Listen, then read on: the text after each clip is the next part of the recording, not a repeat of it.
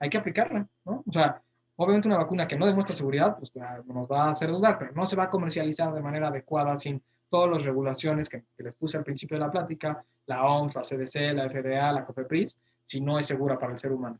Si es segura, ya valoraremos la eficacia, pero no importa la que salga, es mejor tener una vacuna que sea parcialmente eficaz, segura, obviamente, que no tener nada, ¿vale? Entonces, aparentemente va a ser un poco de corta duración al principio, después ya lo veremos. Igual tendrá que ser como influenza, que se aplicará cada año, pero no importa, es mucho mejor estar protegido que estar desprotegido.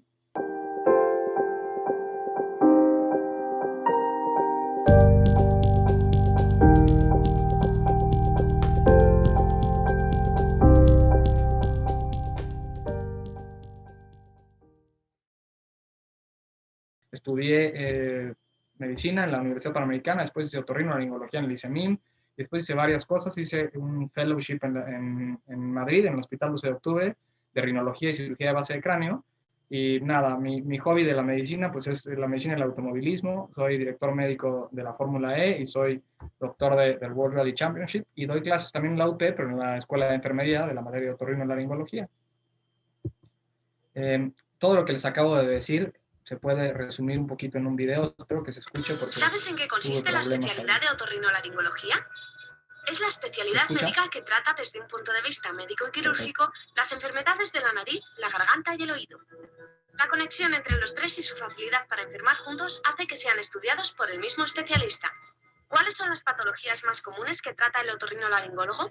En el oído, procesos tan comunes como las pérdidas de audición, la inflamación conocida como otitis, algunos tipos de vértigo y otras patologías como las parálisis faciales o el tumor de oído.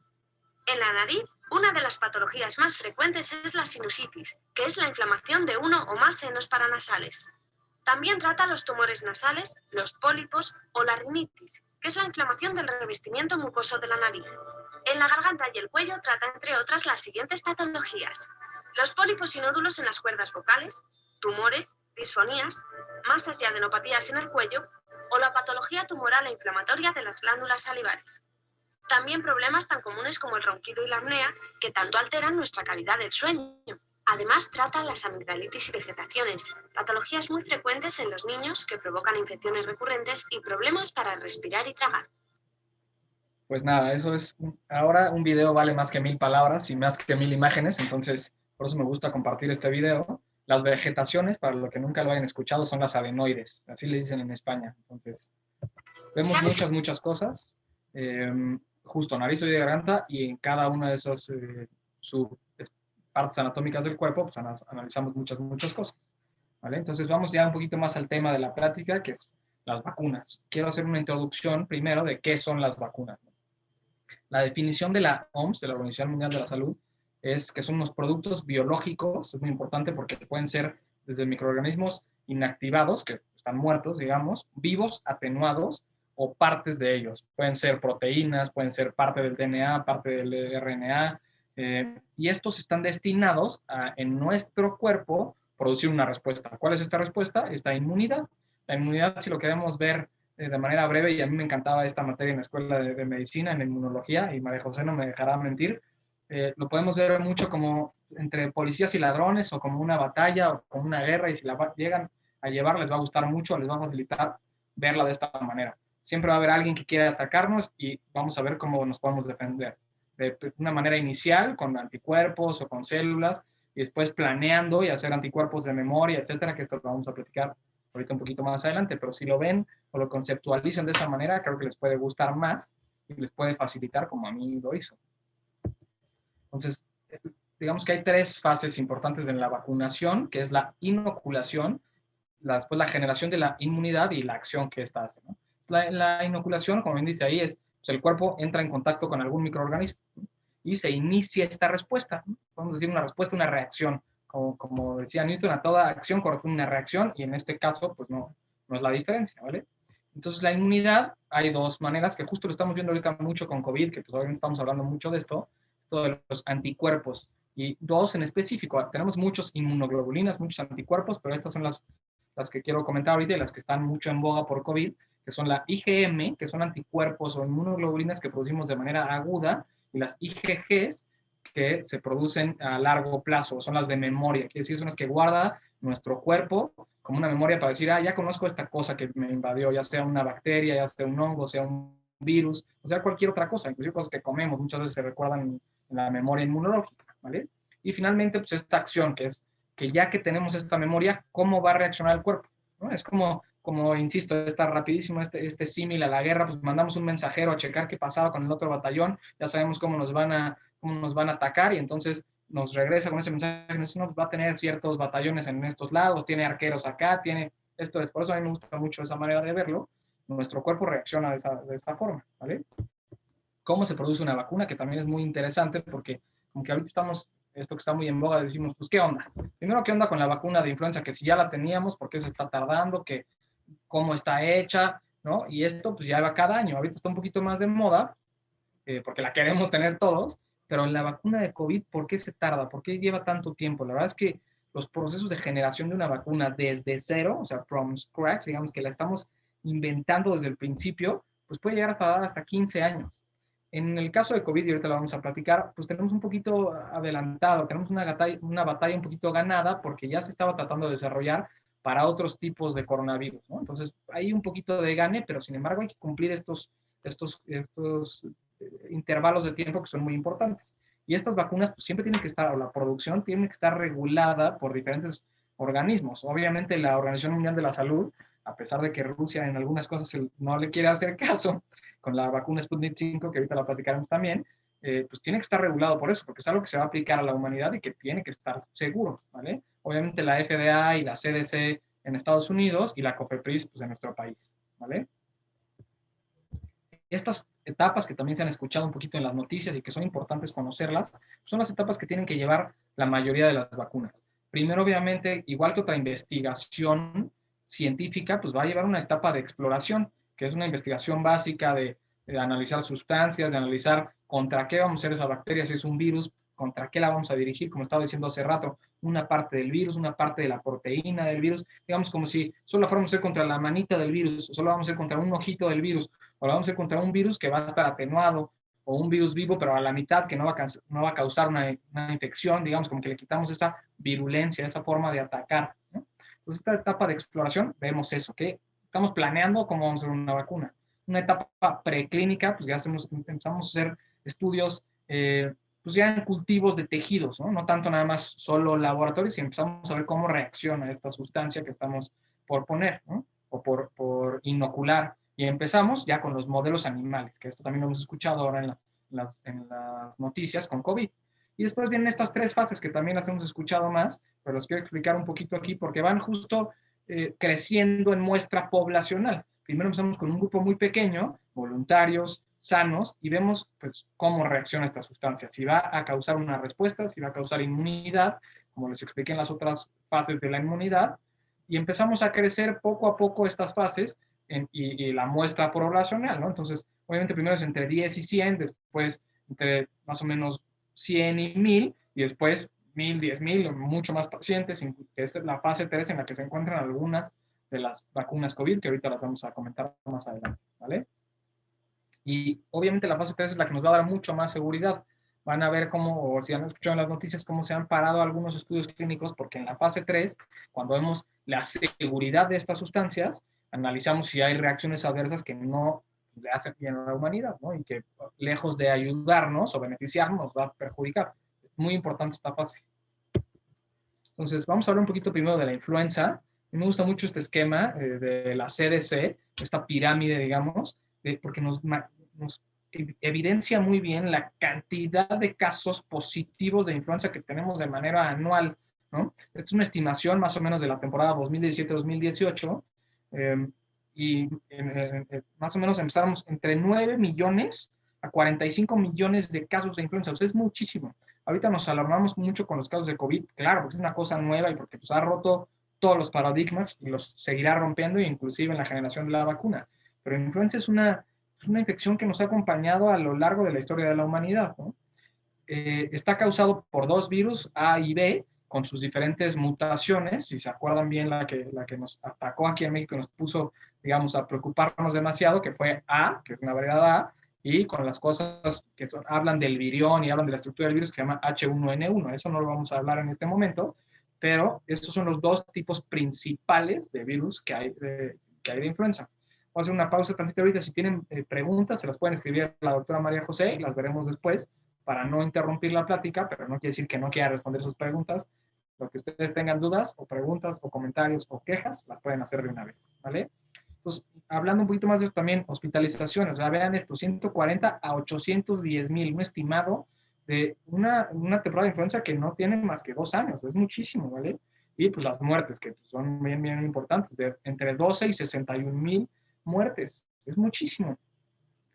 Para ser un virus que lleva tanto tiempo con nosotros, si bien COVID obviamente tiene más muertes ahorita, pues claro, es una cosa nueva que estamos aprendiendo a controlar, a identificar, a diagnosticar, pues obviamente tiene mucho más muertes, pero para ser influenza una infección que lleva de verdad casi desde el principio de los tiempos con nosotros, pues deberíamos de tener un poquito más de control, y es porque la gente, pues nada, no se vacuna, que esa es la primera defensa que tenemos contra la influenza. Bueno, la segunda, porque la primera ya la sabemos muy bien, la hemos escuchado ante el cansancio, y la vamos a hablar un poquito más, pero es pues, sana distancia, uso de cubrebocas, higiene, y la vamos a repetir, ¿vale? Entonces, la vacuna de influenza, ¿qué hace? Reduce el riesgo de contraer la enfermedad en un 40 al 60%, porque es otra cosa, vamos a quitar mitos o desmitificar las cosas de las vacunas, y en este caso de la influenza. Es que yo me vacuné y me dio influenza. No, ¿cómo? Pues sí, claro que sí. Lo que hace es que disminuye la probabilidad de que te dé influenza. Y una cosa que disminuye muy importante es disminuye la gravedad, digamos. O sea, te puede dar influenza, sí, pero es muy difícil que si te vacunaste te vaya a dar una neumonía por influenza que ponga en peligro tu vida. Entonces, eso es muy importante, ¿no? Pasa con otras vacunas también, no vamos a hablar de todas, pero por ejemplo, la vacuna que se han escuchado, que se llama BCG, que es de la tuberculosis, pues nos la aplican a todos cuando nacemos. Lo que hace esta vacuna es que previene las formas graves de tuberculosis. Si tú estás expuesto a una persona que tenga tuberculosis y en ese momento tenga todo tal, es probable que aunque estés vacunado, te pueda dar tuberculosis. No quiere decir que te vaya a dar, tienes que tener ahí algún problema con la inmunidad personal, pero previene las formas graves. Lo mismo pasa con la influenza. Perdón que cambie un poquito de tema, pero para comparar estas dos cosas es muy importante que lo tengan en mente, ¿no? O sea, una vacuna tampoco nunca va a ser, y nada en medicina y en la vida es 100% seguro, menos las vacunas, pero es lo más próximo a la seguridad y a la certeza que tenemos. Vean cómo reduce el riesgo de hospitalización, o sea, de llegar a un hospital en un casi 75%, pues es muchísimo. O sea, ¿por qué dudar si nos las ponemos o no? Y el riesgo de ingresar a una unidad de terapia intensiva, que es lo que nos pone mucho más nerviosos, un 82%. Son números duros, fuertes, importantes, que son los que nos hacen tomar decisiones de, ¿sabes qué? Pues mejor que me piquen el brazo, ¿no? Entonces, es importante. Ahorita lo vamos a hablar un poquito más de esta conciencia de vacunarnos y quitarnos el miedo, quitar los mitos, oye, es que pues como que me va a dar una gripita, eso lo vamos a platicar en un ratito, ¿vale?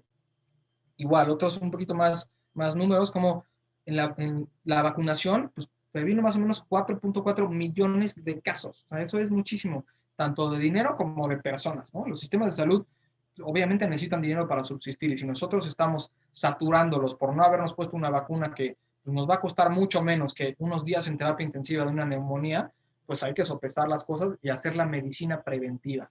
A mí me gusta mucho decirle a mis pacientes, lo digo cuando digo pláticas o toda oración en general, la medicina preventiva cura más que los antibióticos. Si nosotros nos vacunamos, si nosotros en la parte de prevención justo nos lavamos las manos, prevenimos accidentes, toda la parte que es antes de llegar a la atención médica, ya tenemos un camino súper ganado, ¿no? Una cosa importante, y lo puse ahí con un asterisco, la vacuna de la influenza no protege contra el COVID, eso es muy importante, ¿vale? Si tienen preguntas más adelante, me las pueden hacer, pero esto quiero que quede muy claro.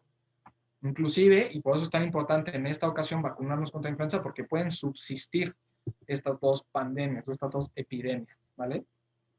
Entonces, ¿qué tiene la vacuna de la influenza? La vacuna de la influenza, por eso es otra pregunta que me hacen mucho mis pacientes. Doctor, pues que me vacuné el año pasado, ¿qué onda? ¿Por qué me tengo que volver a picar? Pues porque la vacuna de la influenza, o el virus de la influenza, perdón, es un virus que muta mucho, que cambia mucho, y que tiene, obviamente, además de ser el A y B, cada A y B tiene muchos subtipos. Entonces, lo que hacemos, o que lo que hace la comunidad científica es que analiza estos subtipos y dice, a ver, cuáles los subtipos que están más predominantemente apareciendo este año. Por eso que cambia cada año, ¿no? y analizamos las estadísticas del año anterior. Oye, la del 2019, ¿cómo nos fue? Dijimos que iba a cubrir contra A, este subtipo, B, este subtipo y tal. ¿Cómo nos fue? ¿Qué tal cubrió? Oye, no, fíjate que nos faltó, ¿no? O sea, si nosotros nos ponemos a leer artículos científicos de la del 2019, un poquito de eficacia que nos faltó, porque obviamente hacemos análisis estadísticos y decimos, creo que nos va a ir perfecto con esto, pero ya a toro pasado vemos que nos faltó un poquito de cobertura, ¿vale? Entonces, esto se analiza de manera matemáticamente, para los que quieran estudiar medicina y no crean que hay matemáticas, hay mucho de estadística, hay mucho de matemáticas, también es bien importante y también les va a gustar. Se analiza y entonces aplicamos estas vacunas ya con un modelo matemático pensando, a ver, esta cantidad de virus, estos subtipos aparecieron mucho más predominantemente, entonces vamos a proteger a la población contra estos. Por eso cada año se actualiza y además, porque los virus mutan, ¿no? ¿Qué se refiere esto de mutan? Pues cambian para atacarnos otra vez, ¿no? Es igual que, insisto, la guerra, pues obviamente ya sabemos que tienes unos escudos que se protegen contra ciertas flechas, contra ciertas balas, pues haces otras balas o haces otros escudos, ¿no? Para atacar de manera adecuada. Entonces, justo ahorita en este otoño-invierno pueden coexistir las dos infecciones. Son virus totalmente diferentes. No hay por qué pensar que si solo hay uno, entonces ya le está ganando al otro, ¿no?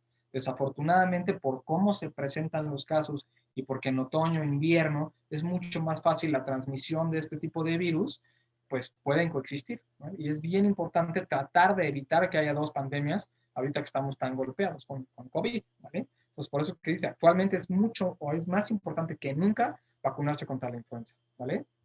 Y de manera preventiva en octubre. Si nos vacunamos en febrero, pues ya pasó en la etapa más grande de contagio. Que otra cosa que es muy importante, y es no para espantarlos tanto con esta plática, sino para tranquilizarlos, y lo tienen que pensar así, una cosa buena de COVID es que nos ha enseñado, nos ha obligado al uso de cubrebocas, a lavarnos las manos, al uso de antibacterial, y esto esperemos también pensando que va a disminuir el contagio.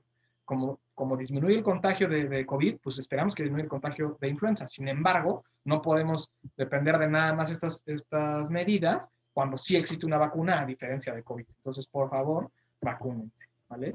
La vacunación o la vacuna de influenza en México, ¿cómo va?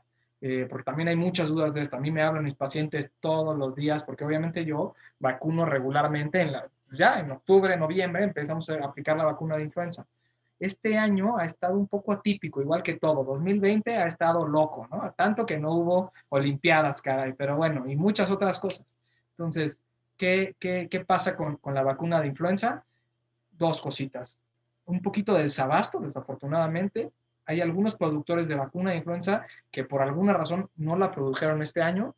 Y otra cosa es que la vacuna de influenza, que está para el sector público, que siempre está así, eso siempre ha sido así, es un cierto tipo y la vacuna que se vende o se aplica en la medicina privada es otro tipo.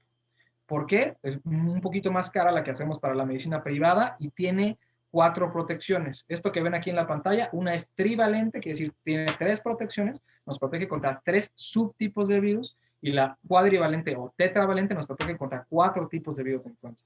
La forma en la que se hace y la cantidad de protecciones que nos da esta vacuna son diferentes, y por eso es que es diferente la del sector público a la del sector privado, no porque sea ahí una forma digamos, dividir a la población. Eso nada más esto, es una cosa de los laboratorios y de la parte de la producción, ¿vale?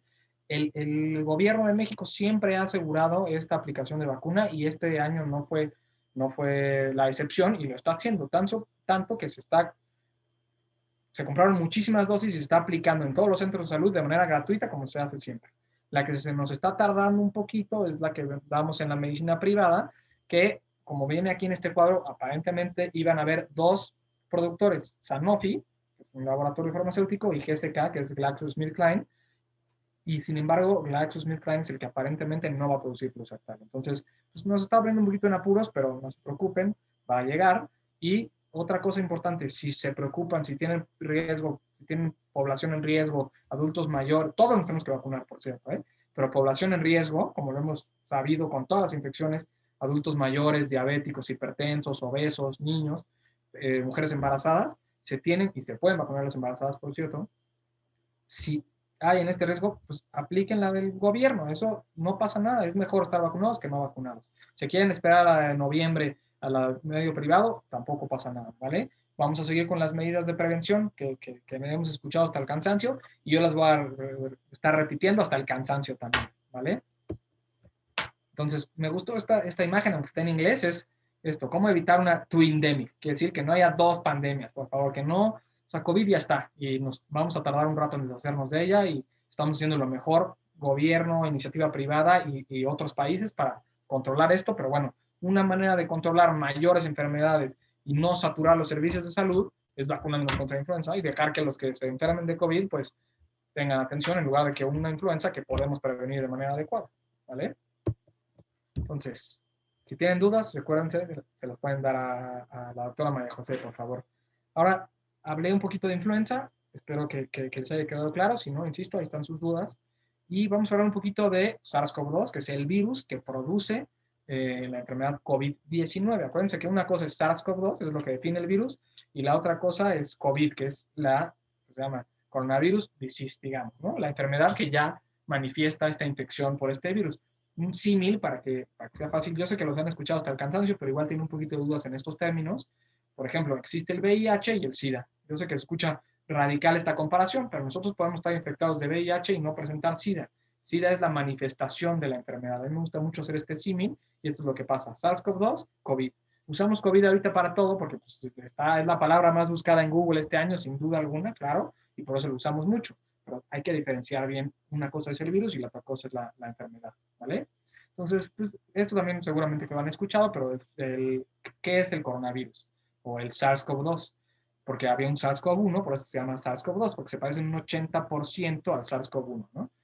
Los coronavirus son una familia de virus que han causado enfermedades en el ser humano. Si lo han escuchado en las noticias o lo han leído, pues diferentes enfermedades, MERS, SARS, etcétera, y en esta ocasión, pues COVID-19.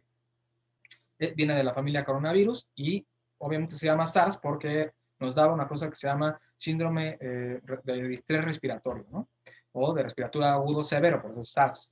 Y por eso se le pusieron esas siglas. Y ya, pues COVID, porque se parece el coronavirus por la forma y la estructura que tiene, ¿vale?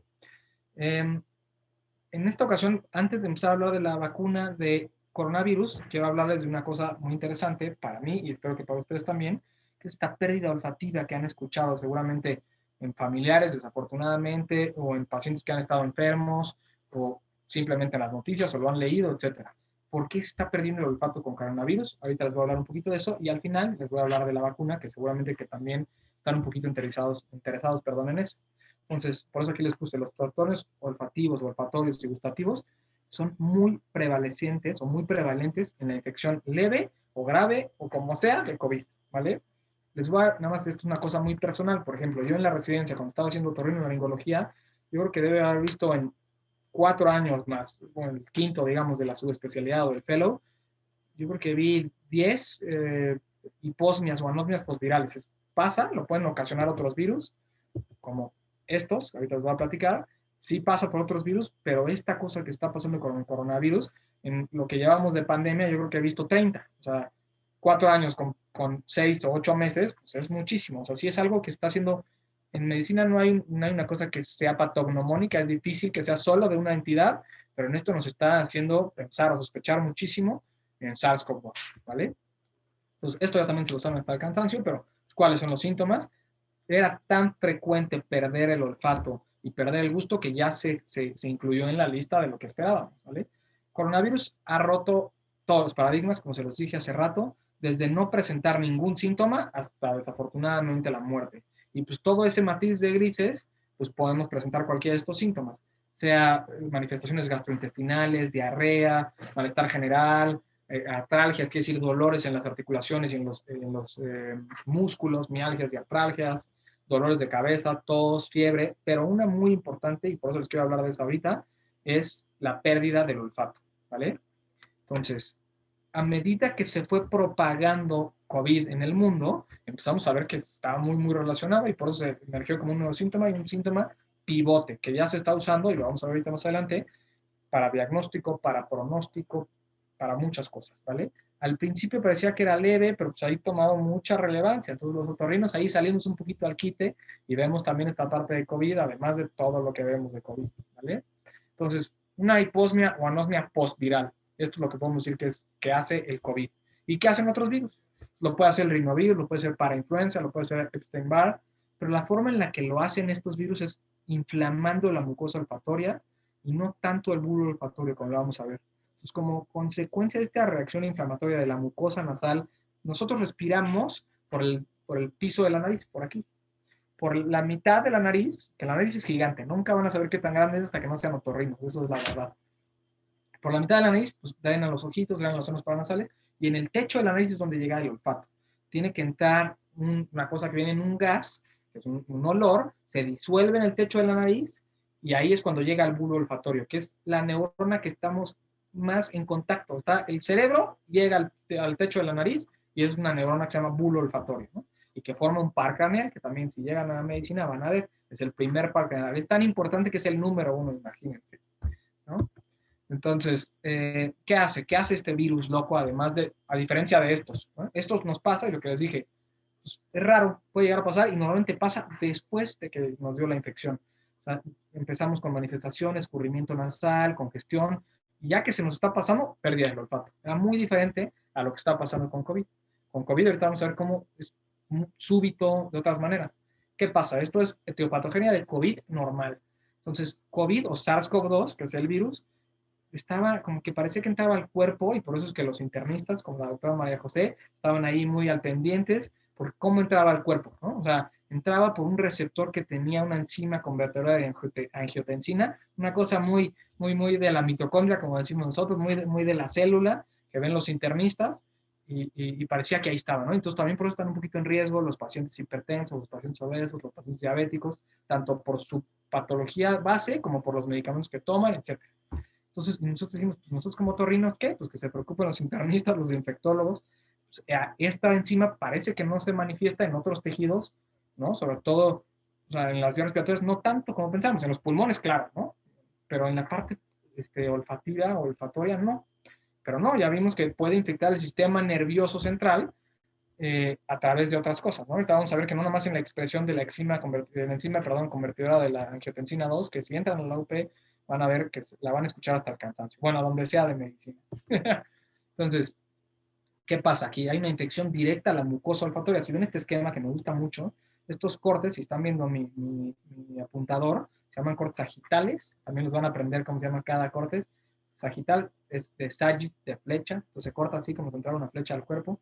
Entonces vemos aquí en la parte alta de la nariz está el bulbo olfatorio. Si se fijan, es una neurona directa del cerebro al techo de la nariz. Es una maravilla, ¿no? La verdad es que por eso es muy interesante el olfato, y por eso es que COVID aprovechó para llegar ahí y afectar a muchas otras cosas del sistema nervioso central, que no vamos a hablar de ese tema, porque tendría que hablar un neurólogo de todas las manifestaciones que también nos da COVID en la parte de neurológica. Pero bueno, provoca destrucción de estas neuronas olfativas, y por eso es que la recuperación es mucho más lenta, y a veces la pérdida, desafortunadamente, puede tardarse mucho más tiempo, y puede quedar un déficit residual, un porcentaje que perdamos, o que se quede para siempre la pérdida del olfato, ¿no? Estamos viendo ahorita números, 80% de los pacientes recuperan el olfato, pues ese 20% la verdad es que es muy triste y pierden el olfato, o tienen un déficit, ¿vale? Y la otra cosa que nos ha enseñado SARS-CoV-2, además de esta infección directa a las células del bulbo olfatorio, es que también se puede volver un poquito loco y nos afecta al lóbulo frontal, ¿no? Decimos, ¿cómo puede ser? Pues sí, es un virus que tiene una parte neurotrópica, quiere decir que le gusta afectar el sistema nervioso central. Y por eso es que nos puede dar estas manifestaciones que quedan mucho más, ¿vale? Entonces, ¿cómo es la presentación clínica? A diferencia de las otras, o por una sinusitis, o por un rinovirus, o por un Epstein-Barr, esta es de manera súbita, no vamos a tener escurrimiento nasal, no vamos a tener obstrucción nasal, o sea, no es la típica pérdida de olfato por una alergia, no, esta es típica de COVID, y así se presenta. Es de grado variable, pero la mayoría es súbita. Oye, ya no huelo nada. Me di una mordida de una manzana y me sabe a cebolla, o al revés, le di una cebolla y no sé si es manzana o cebolla. Eso es. Y por eso hay una disgeusia también, o se asocia a alteraciones gustativas, disgeusia o ageusia, ¿vale? Vamos a nada más, no lo aclaré, pero hiposmia o anosmia son diferentes. Hiposmia es para abajo, hipo, olemos un poquito menos. Anosmia es una pérdida total del olfato. Tenemos varias alteraciones del olfato, que se llama cacosmia o disosmia, que nosotros olemos diferentes los olores. Entonces podemos estar oliendo una rosa y que nos huela a huevo podrido. Eso se llama disosmia, no lo presenta COVID en esta manera, diferente. Y eso se presenta por otras cosas que no vamos a hablar ahorita, porque si no, nos quedaríamos aquí hasta mañana. Y como a mí me gusta mucho hablar de otorrino, hasta pasado mañana. Eso no lo vamos a hacer ahorita, ¿vale? Entonces, justo en COVID, que insisto, ha roto paradigmas, se han reportado casos que no tienen fiebre, no tienen cefalea, no tienen malestar general, no están cansados, solo perdieron el olfato. Por eso ha sido tan importante este síntoma, que ahora es un síntoma pivote, ¿vale? Entonces, ¿cuánto dura esta pérdida del olfato? Se ha encontrado que entre 2 y 28 días. Estos son los artículos. Yo lo he visto en mis pacientes casi igual. O sea, puede ser el paciente que dice, no, ya a los 3 días, doctor, ya está perfecto, ya huelo el vino, ya me encantó, ya no pasó nada. Y hay pacientes que me dicen, es que yo un mes ya no aguanto, estoy bajando de peso, porque sí, si no te saben las cosas, imagínate. No te saben y no las hueles, pues no quieres comer, ¿vale? Y en lo que estaba platicando, el 80% de los pacientes tiene una mejoría paulatina.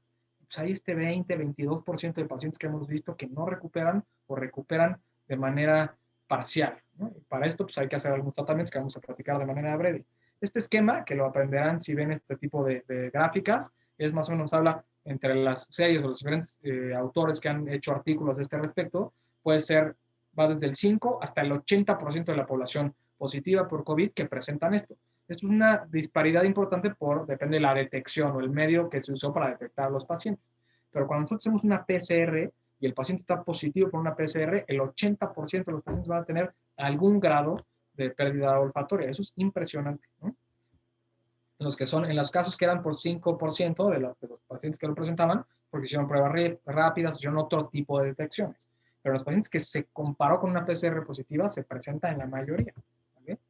Entonces, esto es, digamos, el futuro de por qué se está pensando, y por eso quise hablar un poquito de este tema, y obviamente siendo otorrino, y compartirlo con ustedes, pues tenemos que ahora considerar la hiposmia o la anosmia como un marcador de la enfermedad. Quiere decir, lo tienes, es muy probablemente que tengas COVID. Ahorita, en este episodio, en este momento de la historia, es muy, muy, muy probable que tengas COVID. O sea, si tú tienes una sinusitis crónica y se presentó, pues hay que pensar en otras cosas, ¿no? Pero si de la nada anosmia o hiposmia, es COVID hasta demostrar lo contrario. Va a ser ahora, perdón que me faltó un acento ahí, pero va a ser pronóstico de la cero conversión. ¿Qué es esto? Empezaste con pérdida del olfato, te hicieron una PCR en ese momento, igual la PCR sale negativa. Acuérdense que la PCR detecta material genético del virus en nuestro cuerpo. Puede ser que todavía no tengamos tantos virus, tanta replicación viral que la PCR los detecte, pero ya tuvimos pérdida del olfato. Entonces, en una persona, y esto lo vimos en artículos, que perdió el olfato, PCR negativa, nos esperamos 3 días, PCR positiva. Entonces, ese pronóstico de qué tan positivo va a ser el paciente es importante y es impresionante. Como medida de salud pública, vamos a ver dos cosas. Si un paciente pierde el olfato, pues entonces hay que decirle, ¿sabes qué? Te quedas encerrado, compadre, hasta que veamos que tienes o no tienes COVID. Entonces, pues vamos a limitar el contagio en pacientes solo viendo la anosmia, ¿no? A ver, ¿cómo le vamos a hacer? Yo sé que van a plazas comerciales y nada, pues nos deberían medir el olfato a todos. Es difícil hacer pruebas olfatorias en lugar de apuntarnos un termómetro infrarrojo a la frente, y por favor déjense en la frente o en el cuello, no en la mano, por favor, es un paréntesis. Pues es difícil hacer pruebas olfatorias de tamizaje general. Pero cuando nosotros sabemos que alguien tiene pérdida del olfato, pues que se quede guardado, cuarentena, hasta que no hagamos una prueba. Entonces eso nos ayuda mucho como medida de salud pública. Y la otra es, que también es de salud pública, sabemos cómo huelen o si perdieron el olfato, qué tanto se relaciona con la inmunidad. O este paciente ya hizo respuesta inmunológica, ya hizo memoria para defenderse del virus más adelante. Eso está padre también. Esto lo estamos explorando y como sistema de salud lo tenemos que evaluar, ¿vale? Tratamiento de manera breve, ustedes no van a tratar la hiposmia, pero para que sepan, hay una cosa muy importante que si ustedes o algunos de sus familiares lo han tenido y no lo han tratado, una cosa que se llama entrenamiento olfativo. Yo en mi consulta digo rehabilitación olfatoria porque no me gusta esa palabra de entrenamiento olfativo, pero bueno, pues es estar abriendo diferentes esencias, ¿no? Es muy importante, parece una tontería, pero de verdad es entrenamiento, y por eso me gustó esa imagen, una nadicita ahí que les estamos enseñando cómo leer, ¿vale? Y la otra cosa pues, son tratamientos farmacológicos y algunos otros que estamos evaluando todavía. Los glucocorticoides son sprays nasales que hay que esperar a que se lo recete un otorrinolaringólogo, y las otras cosas los estamos evaluando todavía, que son el citrato de sodio, vitamina A y omega 3. No vamos a hablar de esto porque pues, no van a tratar ustedes una hiposmia, espero, o por lo menos en un rato, ¿vale?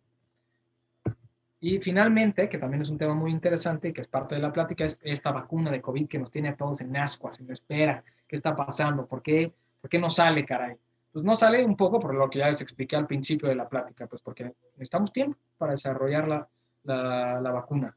¿COVID ha roto paradigmas y va a romper paradigmas en el tiempo del desarrollo de la vacuna? Seguramente que sí, pero hay que tener un poco de paciencia. Y mientras tanto, cubrebocas, lavado de manos. Ahorita parece que lo repito y sí, sí, lo repito, pero es muy importante. O sea, el proceso está acelerando al máximo. Lo más que podemos, acortar los tiempos, lo estamos haciendo con la mayor seguridad, a diferencia de Rusia un poco.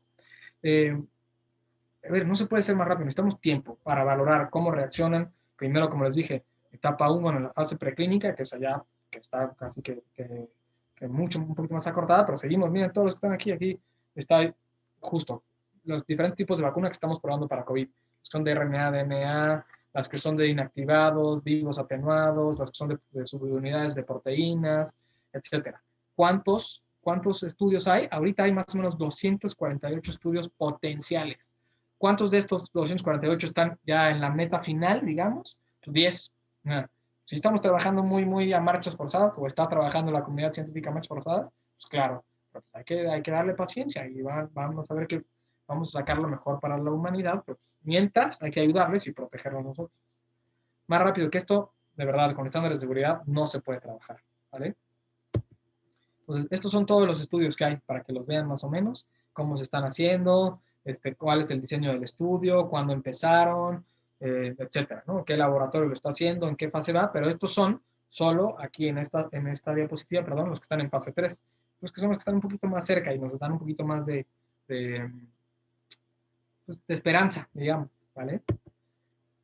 Mientras tanto, y por eso lo pongo aquí, realidades de la vacuna, como bien lo dijo María José, versus COVID-19, pues es el lavado de manos, insisto, cubrebocas y distanciamiento. Esto nos va a cuidar contra las dos, influenza y COVID. Entonces, ya lo tenemos, no hay que pensarle más, ¿vale? Es muy importante, no hay que tratar, lo que les dije hace ratito, no tener estas dos pandemias al mismo tiempo, y es posible que en algún momento aparezca una de las vacunas, ¿vale? Que puede tener alguna parcialidad en su eficacia, quiere decir, nos va a proteger un tiempo, que es lo que les platicé hace ratito de influenza. Puede ser que nos proteja por un año, sí. Puede ser que nos proteja por 6 meses, también. Eso lo vamos a valorar cuando salgan ya estas vacunas. Pero la que tengamos que demuestre seguridad, sobre todo, hay que aplicarla, ¿no? O sea, obviamente una vacuna que no demuestre seguridad, pues nos va a hacer dudar, pero no se va a comercializar de manera adecuada sin todas las regulaciones que les puse al principio de la plática, la OMS, la CDC, la FDA, la COFEPRIS, si no es segura para el ser humano. Si es segura, ya valoraremos la eficacia, pero no importa la que salga, es mejor tener una vacuna que sea parcialmente eficaz, segura, obviamente, que no tener nada, ¿vale? Entonces, aparentemente va a ser un poco de corta duración al principio, después ya lo veremos. Igual tendrá que ser como influenza, que se aplicará cada año, pero no importa, es mucho mejor estar protegido que estar desprotegido, ¿vale? Entonces, esta cosa también, otro mito, las vacunas pueden tener, ya llevo 50 minutos, unos segunditos más y terminamos, qué barbaridad, no me había dado cuenta. Espero que les esté gustando a ustedes igual que a mí. Cualquier medicamento, cualquier alimento puede tener efectos adversos, sí. Esos son los que estamos valorando o lo que está valorando la comunidad científica en las fases clínicas, ¿no? Como bien escucharon las noticias, y ahorita voy a poner una diapositiva, pues las que están en fase 3, pues algunos se han detenido por algunas reacciones adversas que han encontrado, entonces tienen que evaluar por qué está pasando, a veces se tienen que regresar y por eso siguen, no ha pasado esto, pero se tienen que regresar a la etapa o fase 1 o cancelar de manera momentánea. Entonces, pues es importante porque estamos hablando de la seguridad humana, ¿no? Al estar aplicando esto. Entonces, como bien está aquí, vamos a tratar de acortar los plazos, romper paradigmas en la creación de esta vacuna sin sacrificar seguridad, que es lo más importante, ¿vale? Y finalmente, ya que se tenga, pues tendremos una producción y distribución masiva que yo pues, personalmente creo que no es un reto tanto, porque la verdad es que ya que se tenga, estoy seguro que va a haber personas que ya sabes que la vamos a producir. Y lo que escucharon, creo que fue en abril o en mayo, así el comunicado que sacó AstraZeneca fue, pues ya, yo la produzco, en cuanto salga yo la produzco, no te preocupes. El deal, el arreglo que hizo el gobierno mexicano también fue así, en cuanto salga la producimos y ya vamos a asegurar tantos millones de dosis. O sea, eso vamos a trabajar a marchas forzadas porque se haga, pero tenemos que tenerla, ¿vale? Entonces, lo que estaba platicando, ¿por qué se ha detenido? ¿Qué pasa con estos estudios? Aquí viene otra cosa que dice fase 4. La fase 4 es post, ya que se aplicó. Igual que cualquier otro medicamento hay que estarlo checando, ¿vale? Pero ahorita estamos en fase 3. Y hay algunas vacunas que se han detenido, pues se encuentran algunas reacciones adversas que hay que valorar y qué está pasando ahí. O sea, no podemos aplicar hasta que no sepamos por qué pasó, ¿vale? Pero estas son las más adelantadas y en las que seguramente que si salen al mercado va a haber una producción masiva, una distribución bastante adecuada. Se los pongo aquí, si quieren les puedo compartir después más adelante para que lo vean, ¿vale? Y eso es todo. No sé si tengan alguna pregunta, alguna duda, si hayan escrito, si no, ahorita María José nos ayudará a hacerlas. Pues muchísimas gracias. Me parece que estuvo extremadamente clara. Y vamos a dar paso a la sesión de preguntas y respuestas. Tengo varias aquí. La primera, ¿qué complicaciones podrían traer al país los casos de personas con influenza y COVID-19? Mira, es una muy buena pregunta. Ya hay casos reportados, y bueno, se trataron de reportar porque ya habían aparecido de una coexistencia de influenza, inclusive la última colita de la influenza, porque la influenza es muy estacional, sí empieza en octubre, noviembre, y acaba hasta marzo, abril. Entonces, sí ya hubo una coexistencia de las dos. Acuérdense que COVID empezó, o sea, grave, pues en marzo, febrero, marzo, ¿no? Entonces, ya hubo una coexistencia de casos, empezamos a reportarlos. Sí ha habido algunos casos graves, la mayoría afortunadamente presentan como una enfermedad más disminuida, sobre todo de influenza, que de COVID, afortunadamente. Pero ¿qué implicaciones podría tener esto? Pues nada, una mayor gravedad. No quiere decir que los dos virus se van a juntar y van a mutar y nos van a atacar a todos, ¿no? Pero sí, obviamente, si las dos atacan la parte respiratoria, pulmonar, la vía respiratoria inferior, pues una neumonía que ya no es atípica, es una neumonía ocasionada por estos dos agentes que nos entran en una mayor gravedad. Entonces eso es, no hay una implicación de salud pública que muten y nos ataquen peor. Hasta ahorita no se ha escrito, pero para la persona que tiene coexistentes las dos infecciones, pues nada más aumenta la gravedad. No sé si me expliqué. Y muy bien. ¿De qué depende que una vacuna reduzca el riesgo de contraer la enfermedad un 60 en vez de un 99? ¿Por qué no se puede llegar al 99% de efectividad? Esa pregunta está muy buena. Traté de explicarla un poquito, pero creo que no hice una buena labor. Pero así como ustedes leen en el Lysol, que protege contra el 99.9, en medicina es muy difícil alcanzar los totales, y en la vida, insisto, no hay nada que nos asegure. La economía tampoco nos asegura nada, nuestras inversiones no nos aseguran nada. Entonces, en medicina depende de eso. Nosotros no somos y lo van a aprender si entran a medicina, no somos un motor que hicimos nosotros mismos y sabemos cómo actúa el pistón y cómo le entra la gasolina y cómo hace la combustión. Nosotros reaccionamos diferente. Un paciente reacciona muy diferente, por eso existen alergias o por eso existen diferentes enfermedades que se manifiestan en diferente forma en diferentes personas. Tú puedes estar infectado por un virus o un patógeno y que no te pase nada, como lo hace COVID, y otra persona que tiene algunas comorbilidades, quiere decir otras enfermedades, pues reacciona de otra manera. Depende mucho del huésped, de cómo hace inmunidad ese paciente, y depende también del desarrollo de la vacuna, ¿no? En influenza, justo es eso, o sea, depende mucho de cada temporada de influenza, por ejemplo, qué cepas nos protegieron. Si esta persona está protegida con una tetravalente y estamos con la mayor protección que se puede en el mercado, pero va a una población en la que no está acostumbrada, que hay otra cepa que ahí es mucho más predominante, pues ahí ya se bajó esa protección, porque está en otro lugar donde normalmente no está ese tipo de cepa de influenza. Aunque sea una vacuna mundial, pues obviamente hay mucho más que 4 subtipos, ¿no? Hay mucho más. Entonces te puede dar una con la que no estés cubierta y te da mucho más grave, si me explico de esta manera. Y la otra es muy sui generis. ¿Qué tanto tu cuerpo se preparó para la batalla? Eso es. Espero haberme explicado también con eso. Excelente. ¿Existe algún mecanismo que evite que puedan mutar los virus? ¿Existe? Perdón, no escuché muy bien la última parte.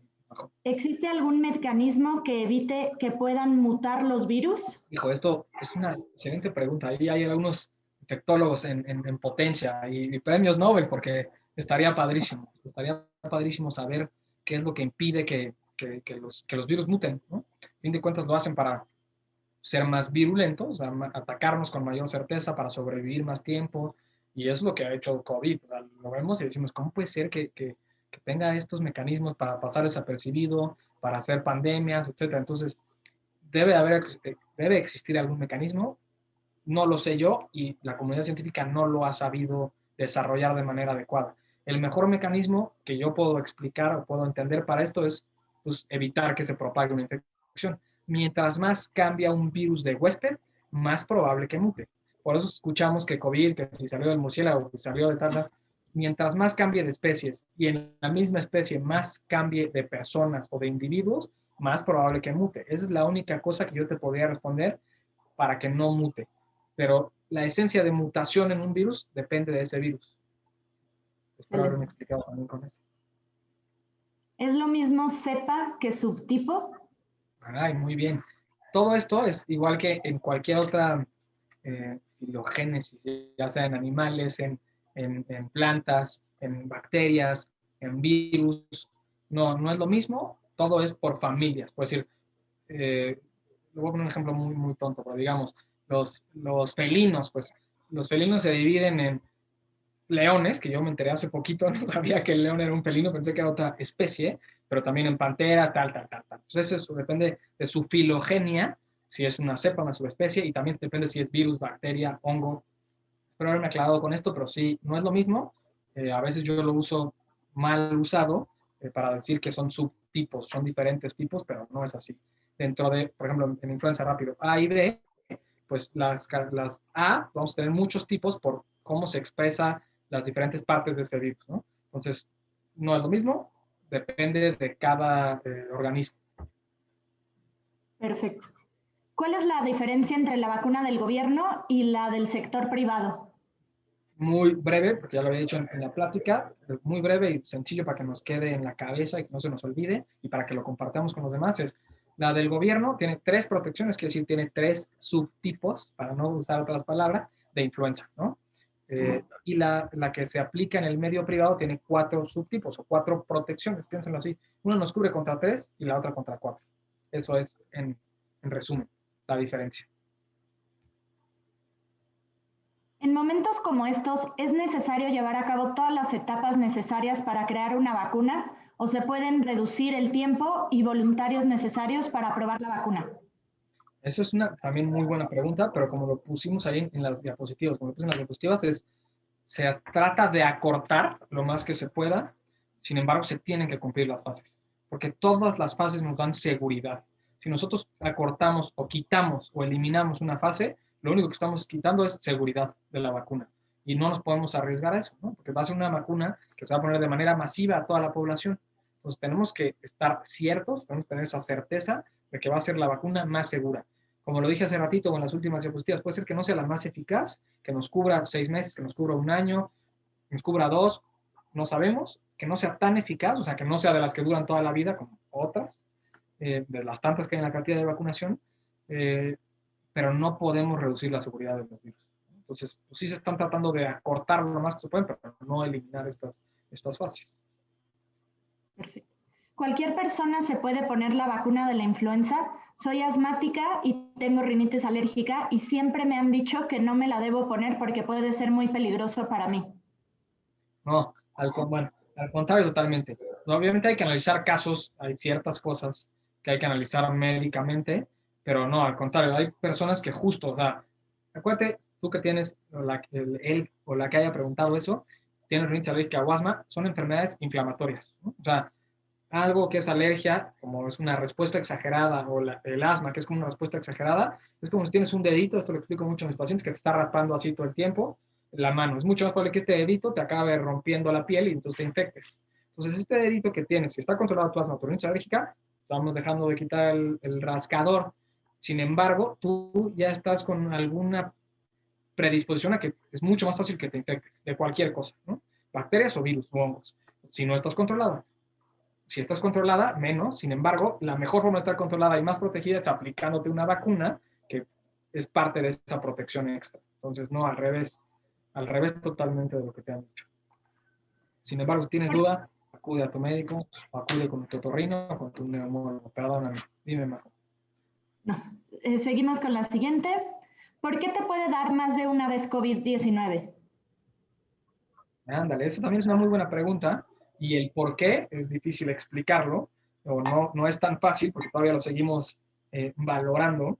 Sin embargo, la reinfección por COVID es justo por lo que les estoy explicando o estoy tratando de explicar, que la vacuna no va a ser tan eficaz. No sabemos cuánto tiempo nos va a proteger y no sabemos dependiendo de cómo te infectaste tú de COVID y cómo reaccionó tu cuerpo ante COVID o ante cualquier otra infección, piensen en cualquier otra infección, si tú hiciste memoria, otra vez el ejemplo del ejército, de la batalla, tú viste que este batallón ataca de cierta manera, se va por un lado y por un lado te manda arqueros y por otro lado caballos, etcétera. Y te acuerdas un ratito de batalla, pero a los 3 meses se te olvidó, pues otra vez va a llegar el mismo batallón y te va a atacar porque se te olvidó cómo protegerte, ¿no? Entonces, eso es una reinfección, se te olvidó cómo protegerte. A tu cuerpo se le olvidó o no generó esa nueva protección. No dijo, ¿sabes qué? ¿Por qué no ponemos unos escudos de este lado justo para que no nos den las flechas? ¿Por qué no ponemos unos picos para que no pasen los caballos? Eso, ejemplo muy bobo, pero es eso. No, tu cuerpo no reaccionó de manera adecuada para hacer memoria y no produjo la inmunidad adecuada, ¿vale? Lo mismo puede pasar con la bacteria, con la vacuna, desafortunadamente, o sea, que no nos proteja tanto tiempo. Espero haberme explicado igual. ¿La prueba de COVID te toca la pared en donde se coloca el virus o no llega tan lejos? No entendí, perdón esa pregunta. ¿En dónde llega la prueba para PCR? ¿En dónde llega? Hasta la pared de la nariz. Ya, muy bien, buena pregunta. Voy a mover rapidísimo un esquema que me gusta, que está en la parte, miren, aquí, este esquema. Entonces, esa flechita no es donde tiene que ir el isótopo, no isótopo del COVID, de la PCR, perdón. Entonces, el isótopo tiene que ir en el piso de la nariz. Si ven mi puntero, va por todo el piso de la nariz, por todo el piso de la nariz, hasta una región que se llama nasofaringe. Ahí llega porque es donde más probablemente tenemos más carga viral o más virus, digamos. Entonces, si se va hacia arriba, otra vez mi puntero, si se va en esa dirección que va la flecha, justo llega al bulbo olfatorio, pasa el techo de la nariz y llega al cerebro. Entonces, ahí no tiene que ir una prueba de COVID, tiene que ir por el piso de la nariz hasta atrás a la nasofaringe, quiere decir, la parte de atrás de la nariz que está por aquí más o menos. Si ustedes se aplican una PCR y ven que el hisopo está yendo hacia arriba, algo está mal, tiene que ir en esa dirección. No sé si me expliqué y espero que eso haya sido la pregunta. Así fue. Ahora, esta pregunta la voy a resumir un poco, pero ¿cómo podemos refutar las teorías conspiratorias que dice que el virus fue creado para reducir la sobrepoblación, etcétera? Válgame Dios, esa pregunta está muy buena, está difícil y es tema de una plática completa. ¿Cómo se puede refutar cualquier teoría de conspiración? Yo creo que la mejor forma es demostrando científicamente la presencia de un virus, de cómo actúa, demostrando cómo entra en el cuerpo, cómo podemos protegernos, pero quitar de la mente y sobre todo de personas muy escépticas es muy difícil, a pesar de la evidencia científica, porque siempre va a haber otra persona que te va a decir, sí, no, pero, ok, ya me demostraste que sale de esta manera, pero pues, ¿por qué? ¿Por qué en este momento? ¿Por qué en el 2020? ¿Por qué no en el 2019? El 2020, que era un año tan emblemático. Siempre es difícil tirar esas teorías, y en general tirar cualquier teoría, inclusive la teoría de la relatividad, es difícil tirarla. Entonces, una cosa que se va a escuchar muy filosófica es qué bueno que haya teorías, qué bueno que haya teorías que derribar, porque nos impulsa al conocimiento científico a seguir demostrando nuestra verdad, que es el chiste del método científico. Y si ustedes estudian medicina o cualquier otra ciencia, van a tratar justo de crear teorías y demostrar lo que nosotros queremos demostrar, aunque sean teorías que lleven toda la vida. Ese es el chiste del conocimiento científico. Entonces, en resumen, ¿cómo tirarlas? Aprendiendo, estudiando y demostrando lo más que podamos y demostrando nuestro punto, más que en suposiciones. No sé si es una buena pregunta. Igual y querías algo más de fondo, es muy difícil, es tema de una plática completa. Y yo creo que hacemos una pregunta más y aquí le paramos, ya que nos extendimos un poquito, pero cualquier cosa ahí tienen ya los datos del doctor. ¿Hay factores predictivos que permitan saber cómo responderá una persona a la vacuna? Excelente pregunta. No los hay. Desafortunadamente. No sabemos, así como no sabemos cómo va a responder una persona, si va a desarrollar anticuerpos o no. O sea, yo he tenido pacientes que sé que ya no desarrollaron anticuerpos de memoria y está muy raro, pero tuvieron una poca carga viral. ¿Por qué? ¿Por qué ese paciente sí desarrolló anticuerpos? ¿Por qué no lo desarrolló? ¿Por qué desarrolló enfermedad y por qué no? Si es difícil saberlo con otros microorganismos, con COVID es todavía más difícil. No lo sabemos. Muchas de sus preguntas, resumen, son y serán seguramente tema de algún premio Nobel, porque son cosas que queremos saber de este virus y de muchas otras cosas. Cómo predecir ciertas cosas, cómo evitar otras, son cosas que tenemos que seguir estudiando como comunidad científica. Espero haberme explicado un poco. Y me gustaría nada más una última, porque creo que esta pregunta la tenemos todos. ¿qué probabilidad le ves para encontrar una vacuna este año? Esa es una muy buena pregunta. Yo, aunque les mate un poco las esperanzas, este año estoy casi seguro que no va a llegar una vacuna. Y yo creo que será para el próximo año. Es una cosa muy personal. Yo creo que será más o menos para verano del próximo año, si es que bien nos va. Pero, y esto es para aumentar las esperanzas, hay que tener las medidas que nos enseñó hace mucho o hace un rato ya H1N1. Seguir con las medidas de higiene, que es lo más fácil. Es lo más fácil lavarnos las manos, es lo más fácil ponernos un cubrebocas cuando estamos en ambientes cerrados, cuando estamos viendo a otras personas, tener una sana distancia. Si se siente feo de repente querer abrazar a alguien, bueno, hay que hacerlo ahorita, en lo que avanzamos un poco más en este desarrollo de vacuna o de lo que sea. Las medidas de higiene son lo más importantes. Tanto que hemos visto que están disminuyendo las diarreas, están disminuyendo otras gripas, pues todo porque nos lavamos las manos. Es así de fácil.